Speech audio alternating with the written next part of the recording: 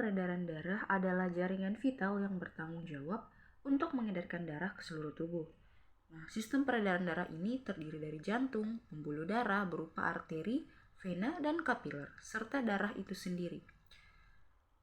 Sistem ini memiliki fungsi yang sangat penting bagi makhluk hidup.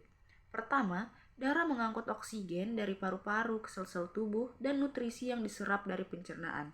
Selain itu, sistem ini juga berperan dalam menghilangkan sisa metabolisme seperti karbon dioksida dan limbah lainnya dengan membawanya ke organ pengeluaran seperti paru-paru dan ginjal. Sistem peredaran darah juga membantu mengatur suhu tubuh dengan mengatur aliran darah serta berkontribusi pada pertahanan tubuh melalui sel-sel darah putih yang melawan infeksi. Secara keseluruhan, sistem peredaran darah terbagi menjadi dua sirkulasi utama, yaitu sirkulasi pulmonal yang mengalirkan darah ke paru-paru dan sirkulasi sistematik yang mendistribusikan darah ke seluruh tubuh dengan jantung berfungsi sebagai pompa yang menggerakkan darah melalui sirkulasi tersebut. Selain itu, darah juga memiliki fungsi penting sebagai proses fisiologis tubuh, termasuk pengaturan hormon dan pH tubuh. Hormon yang diproduksi oleh kelenjar endokrin seperti insulin dan adrenalin diangkut melalui aliran darah untuk mencapai target organ dan mempengaruhi berbagai fungsi tubuh seperti metabolisme dan respon terhadap stres. Selain itu, darah juga menjaga keseimbangan pH tubuh dengan mengangkut ion hidrogen dan bikarbonat yang berperan untuk mengatur keasaman darah. Proses ini sangat penting untuk menjaga homeostasis, yaitu keadaan stabil yang diperlukan untuk kelangsungan hidup tubuh. Menurut Quarry dalam penelitiannya menyatakan bahwa sistem peredaran darah dalam proses mempelajarinya dibutuhkan tingkat pemahaman yang tinggi karena susah untuk disampaikan dengan bahasa verbal.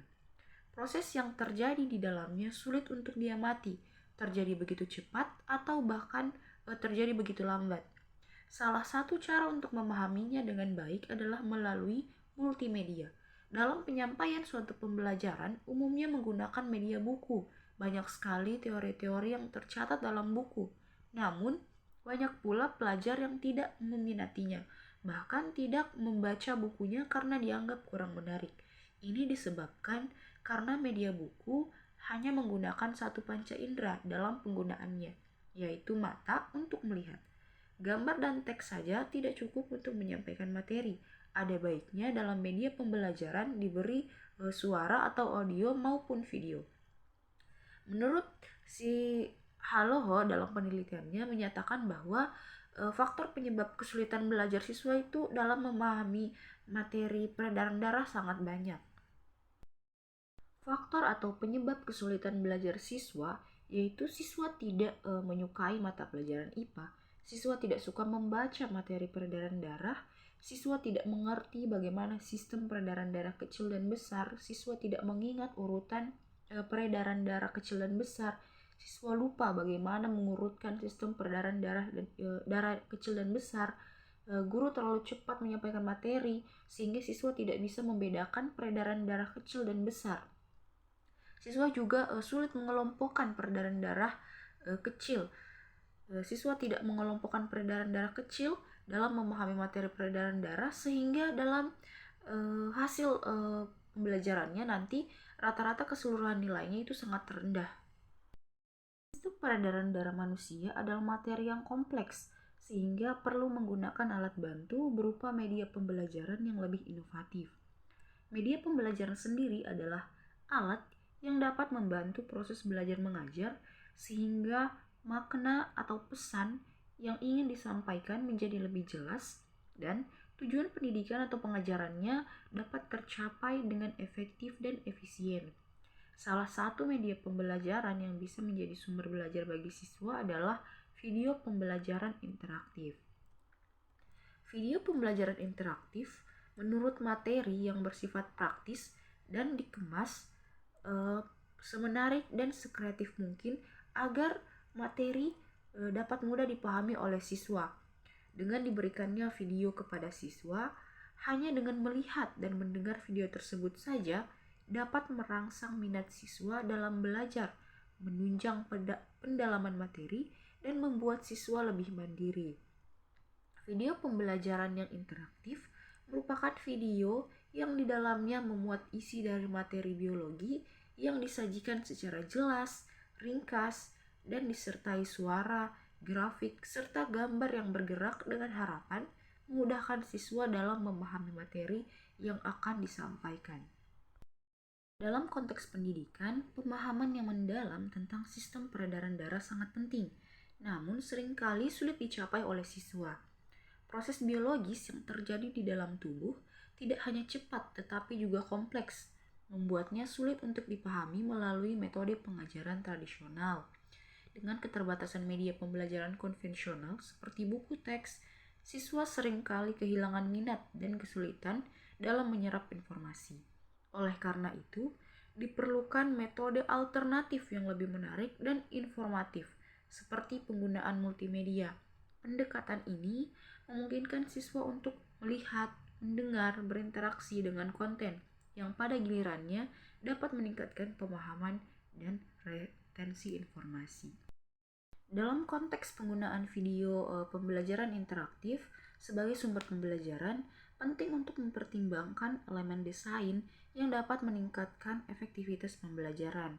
Misalnya, video harus dikemas dengan narasi yang jelas dan terstruktur yang menjelaskan setiap langkah dalam proses peredaran darah secara sistematis. Gambar dan animasi yang digunakan sebaiknya berwarna dan menarik perhatian, dengan grafis yang menjelaskan konsep-konsep kunci seperti perbedaan antara arteri dan vena, serta bagaimana darah mengalir melalui jantung. Dengan menampilkan diagram yang dinamis dan interaktif, siswa dapat lebih mudah memahami hubungan antar struktur dan fungsi yang sering kali menjadi hambatan dalam pemahaman mereka. Rencana implementasi media pembelajaran.